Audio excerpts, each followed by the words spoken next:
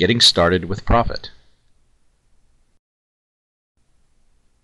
When installing Prophet on your local Niagara AX machine or web supervisor, the first step is to copy the Prophet dist file into your current Niagara AX root folder. Next, rename the dist file to .zip so it reads prophet.zip. Repaste in a copy of the dist file so it is available for future use and install on embedded Niagara AX platforms such as a Jace. Double-click on the prophet.zip file and unzip the contents into your Niagara AX root folder.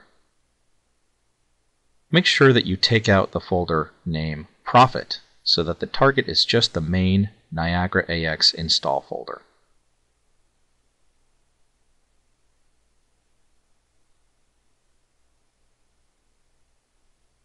If done correctly, you should have a folder called meta-inf and another folder called Prophet containing the file called prophet.swf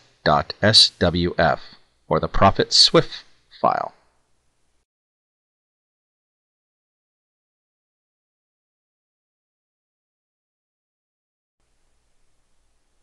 To license Prophet,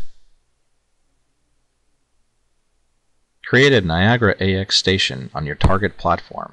In this case, this is a web supervisor install. Start it, and then drop the Prophet service in the Services folder of the running station.